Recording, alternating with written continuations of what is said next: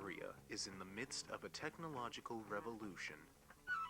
Much like the Industrial Revolution of the 1800s, it's bringing prosperity and jobs to the cities and towns. Both these revolutions have their roots in the local town mills of colonial New England. These mills established the primary industry that made the New World prosper.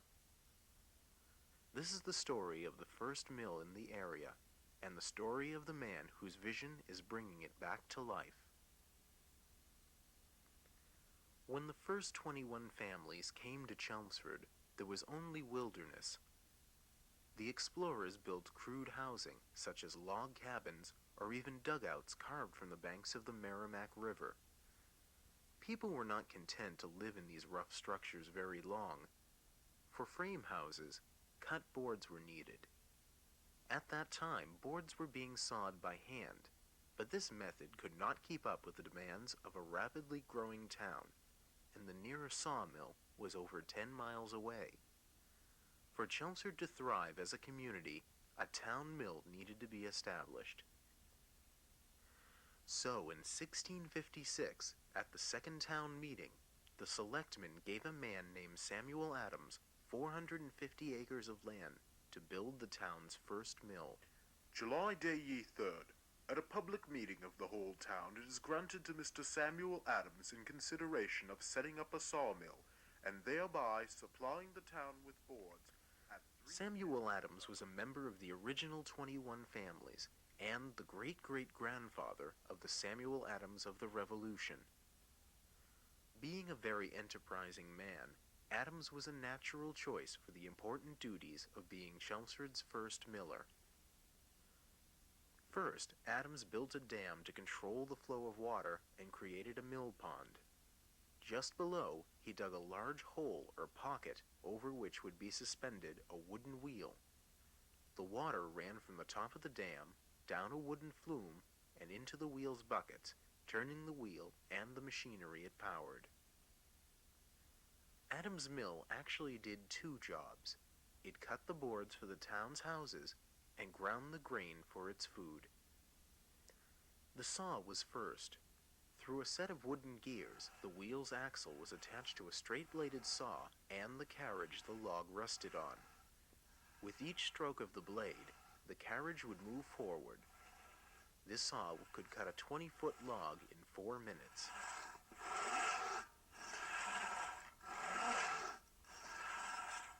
Powered by the same wheel, the grinding stones were also connected by wooden gears. The bottom stone remained fixed, while the top stone, hung fractions of an inch above, would grind the grain poured through a hole in its center.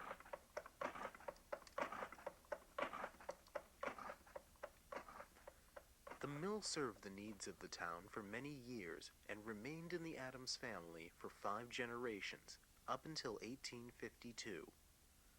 But the local mills were declining. Mills like Adams had led to the success and establishment of Lowell as a major industrial area.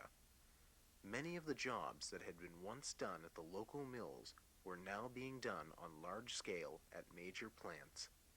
First, the grinding stones disappeared, then the saw, and then, except for a brief period in World War II, the mill was abandoned. But in 1954, the Millstream experienced a rebirth. That year, Lloyd Greene was traveling through New England, looking for a site appropriate for his dream.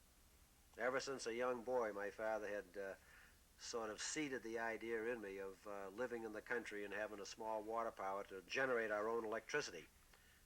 When Greene found Adams' mill site, the mill buildings had long since disappeared. All that was left was the brook, the pond, and the old stone dam. It was in very poor condition. The stones were down, mortar was bad, cement was eroding, the gates were rotted, oh boy. And everything was jammed with debris, absolutely jammed. That year, he set to rebuilding the dam and constructing a new mill building. He repaired the gates and reinforced the dam with concrete. For the mill building, Greene found the remains of the original foundation, and by following clues such as the lay of the land, and the position of the dam, he was able to construct the new building on the site of the old. All this was designed to someday accommodate the water wheel and turbine Greene planned to install. Today, 30 years and 7 buildings later, his dream is coming true with the installation of Unit 1, an electrical generator powered by an overshoot water wheel. Like Adams, Greene is very enterprising. Since the last company that manufactured wheels went out of business in 1967, Greene designed and built his own.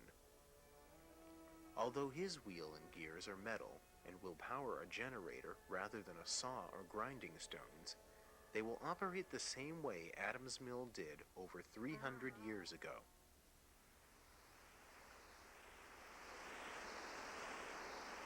In store for the future of the Millstream is Unit 2, another generator powered by a modern turbine to someday be situated on the opposite end of the dam. When both are completed, the site will have a potential of generating up to 30 kilowatts per hour of electricity, or enough to power 10 to 15 houses. The Millstream is ever-changing. Greene is constantly making improvements. His love for the site shows in its beauty as he brings history alive for a modern application.